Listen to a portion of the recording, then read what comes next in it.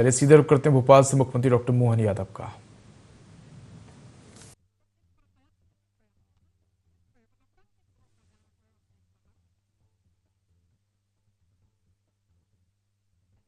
Budget पर मुख्यमंत्री doctor Mohan Yadav press conference करते हुए नजर आ रहे हैं। किस प्रकार से केंद्रीय बजट मध्य प्रदेश के लिहाज से और देश के लिहाज से बेहद महत्वपूर्ण रहा है, उस पर जानकारी साझा करते हुए नजर आ रहे हैं। तो बता दें कि केंद्रीय बजट 2026 को वित्त मंत्री निर्मला सीतारमण ने पेश किया और 9वीं बार उन्होंने ये बजट पेश किया, जिसमें कई महत्वपूर्ण बातों का जिक्र किया गया है। तो हर वर्ग पर फोकस बजट में देखने को मिला है। देश में बीते 11 वर्षों में माननीय प्रधानमंत्री जी के भारत सरकार के माध्यम से बीते 11 वर्षों में माननीय मोदी जी ने ये जो 12वां बजट प्रस्तुत करवाया, जिसमें नवा बजट निर्मला सीतारमण जी ने जो प्रस्तुत किया है, ये एक तरह से एक के बाद एक चरणबद्ध रूप से देश के विविधता वाले माहौल में हर वर्ग के लिए, हर प्रांत के लिए संभावनाओं के साथ हमारे संसाधनों के बलबूते पर लंबी छलांग लगाने के लिए उनको इसमें उनकी आकांक्षाओं को, आशाओं को उड़ान देने का काम किया। मैं बधाई देना चाहूंगा।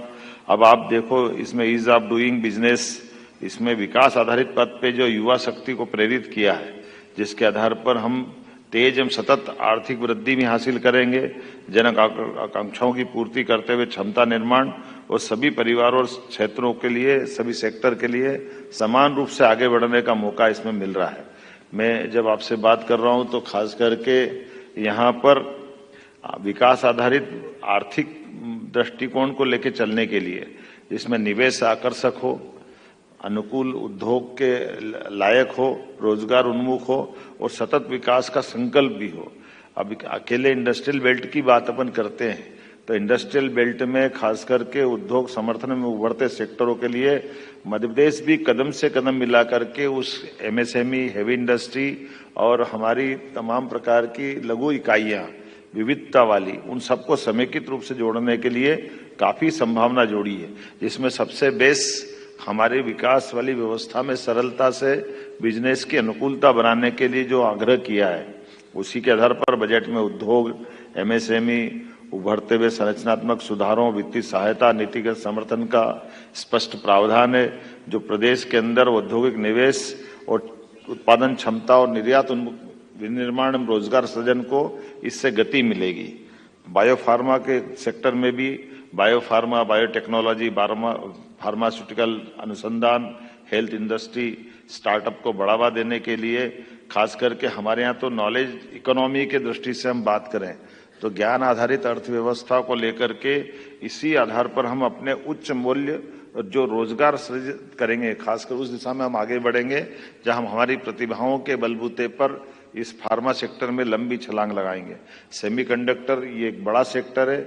मैं कल गुजरात में भी सेमीकंडक्टर के ऊपर वहां के मुख्यमंत्री से बात करके आया हूं और सेमीकंडक्टर मिशन 2 उभरती तकनीक है, जिसके आधार पर इलेक्ट्रॉनिक कंपोनेंट मैन्युफैक्चरिंग, एआई आधारित तकनीकों के आधार पर प्रदेश में हाईटेक उद्योग, डिजिटल निवेश, नवाचार आधारित उद्यमिता को हम भी कदम से कदम मिलाकर बढ़ाने के लिए आगे बढ़ेंगे।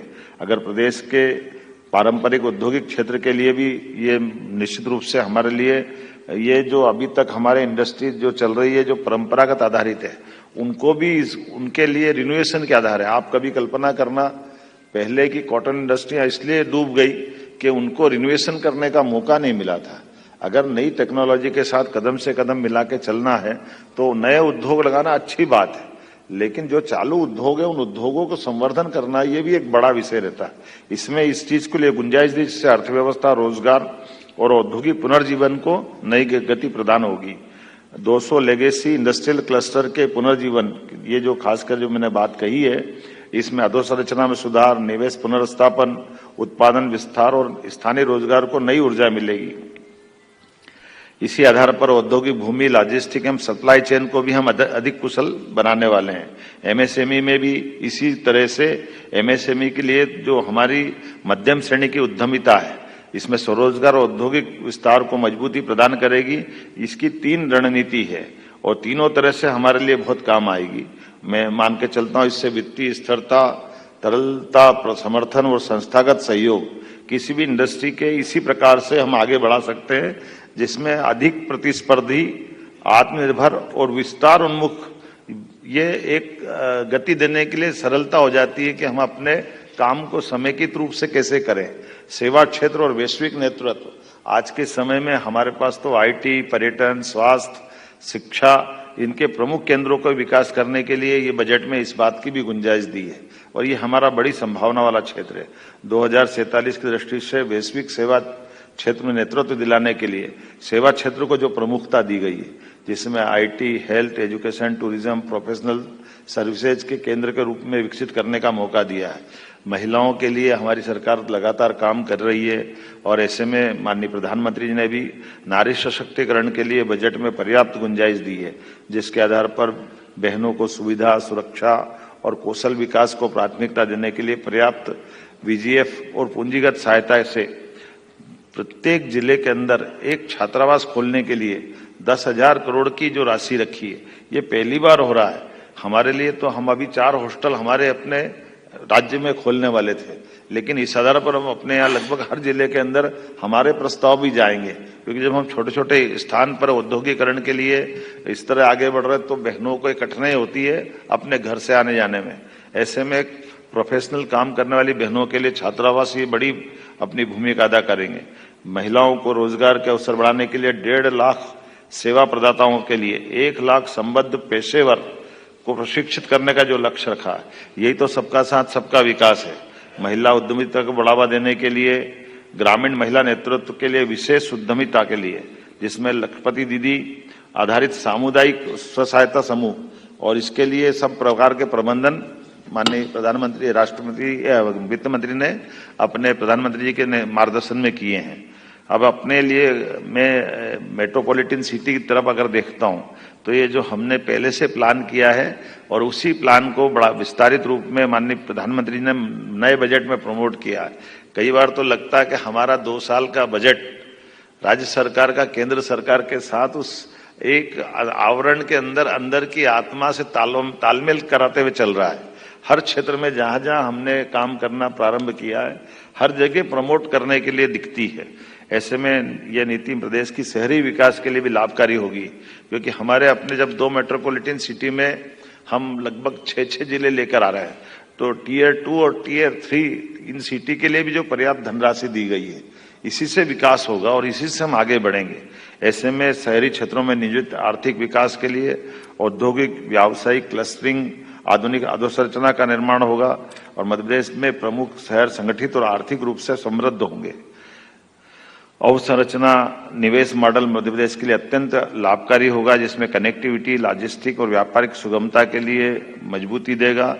और जैसे मैंने बताया, टियर 2, टियर 3 के लिए वित्तीय क्षेत्र में भी सुधार के लिए इसी प्रकार के हमारे सभी प्रकार के निवेशकों के विश्वास को कायम रखेंगे।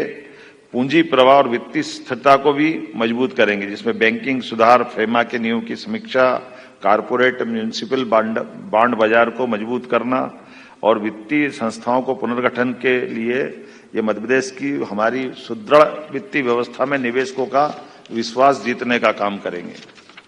सामाजिक समावेशन भी इसमें किया है।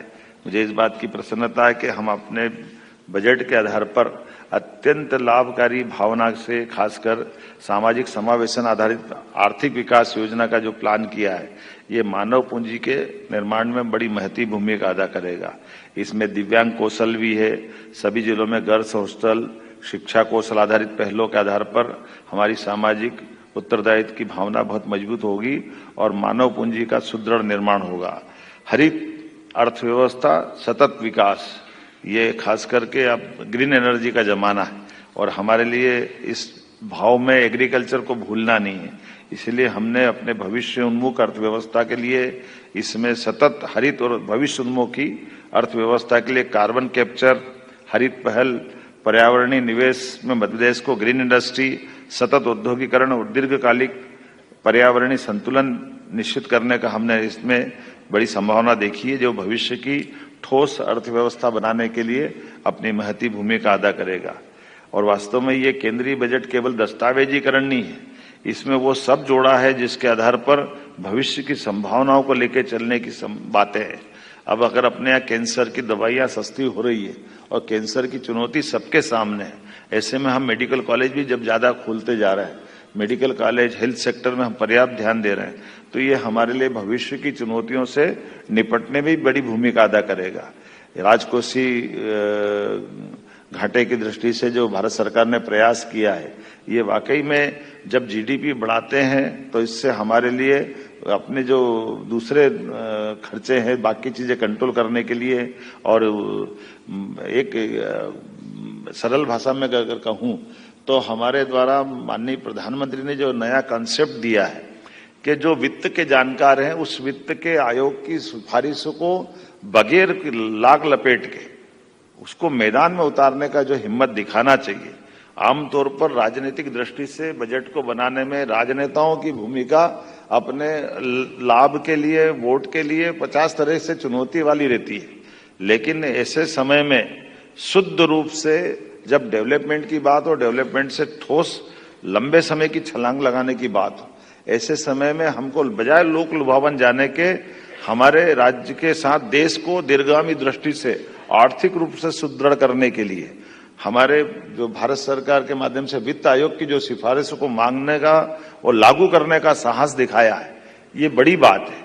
अदरवाइज ये शिकायत रहती थी कि राज्य बड़े हैं तो बड़े राज्य में उनकी अपनी गरीबी के आधार पर, उनकी कमजोरियों के आधार पर बड़े आवंटन पे वो अपना क्लेम करते हैं, और ऐसे में जो बड़े राज्य के बजाय जो राज्य अपने संसाधनों का बेहतर उपयोग करके जीडीपी में बड़ी भूमिका अदा करते हैं, वो बड़ी भूमिका अदा करने के बाद भी उनको टैक्स में कटौती हो जाती है, उनको वित्तीय मदद की बजाय उनको ये कष्ट उठाना पड़ता है कि भाई हम तो कमजोर को दे रहे हैं।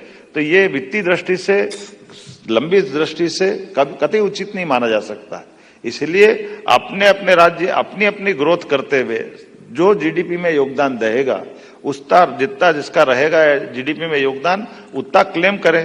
ये बड़े कलेजे के काम है, इसको सरलता से नहीं कर सकते, लेकिन जिसने इस दिशा में और इसी में ये हमारे वित्त के तमाम जानकारों को जोड़ने का और उनकी बात को मानने का और बात को मानने के बाद लागू करने का मैं मान के चलता हूं, प्रधानमंत्री जी का बहुत बड़ा साहस है। मैं उनको बधाई देना चाहूंगा और हम उसके परिणाम देख रहे हैं।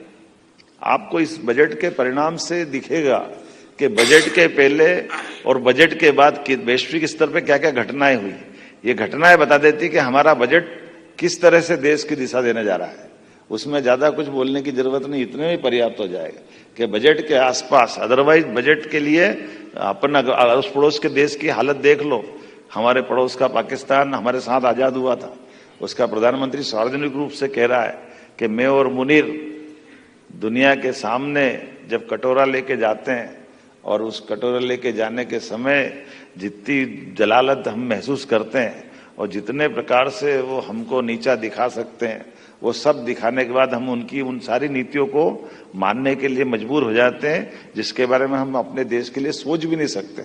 लेकिन चूंकि हमारा हाथ दबा है, हमको उनसे कर्जा चाहिए, तो उनकी वो सारी अनचाही मांगों को भी पूरा करने के लिए हमको हाँ करना पड़ती है। और उसके उलट हमारे देश को देखो, हमारे देश के प्रधानमंत्री को देखो, अपने सामने 10-11 साल में बदलते इस दौर को देखो कि दुनिया की ताकत इधर से उधर हो जाए, लेकिन हमारा नेतृत्व कभी टस से मस नहीं होता है।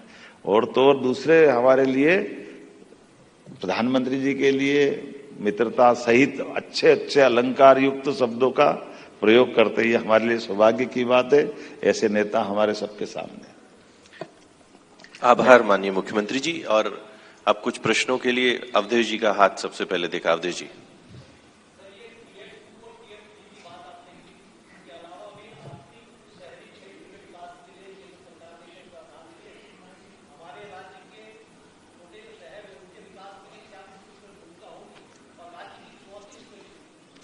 देखिए, ये टीयर 2, टीयर 3 की कल्पना ही हमारे राज्य के लिए वरदान है।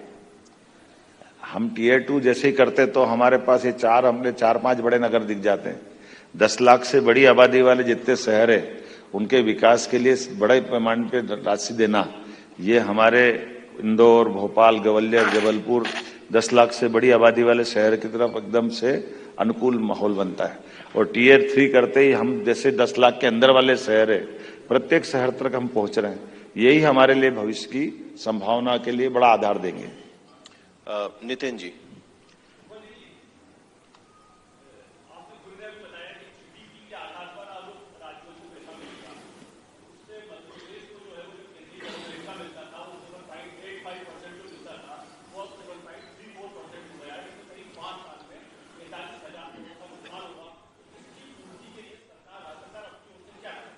इसकी पूर्ति तो बहुत सरल है।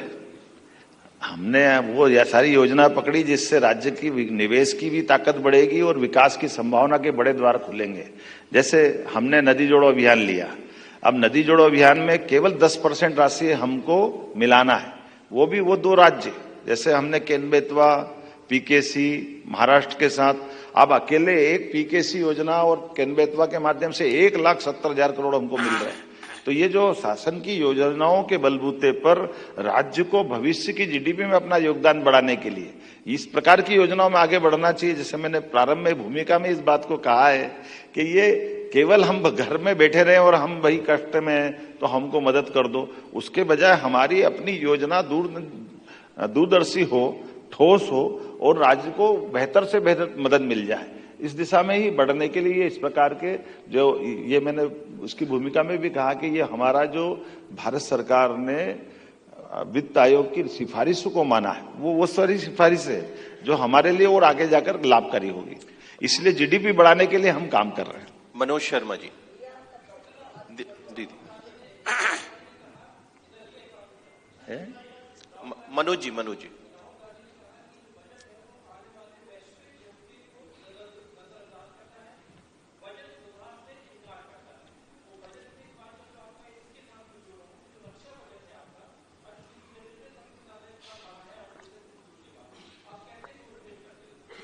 यही तो खास बात है, राहुल गांधी को समझ में नहीं आता वो क्या रहा है। उनकी कठिनाई ये है, जिस रक्षा बजट में 15% की वृद्धि हुई है उससे बढ़कर क्या हो सकता है। आप पूरा बजट उठा के देख लो, लेकिन दुर्भाग्य के साथ कहना पड़ेगा ये कांग्रेस के नेता राहुल गांधी जी को ये हमारी देश की सकारात्मकता, इतना बड़ा देश के सामने उनकी बात को लोग किस अर्थ में लेंगे, उनका खुद का भी वजन कम होगा, लेकिन पता नहीं उनको क्यों क्या हो जाता है, वो ऐसी बात क्यों कहते, मेरे तो समझ में नहीं। आपको कभी समझ में आए तो बता देना मेरे। शरद जी।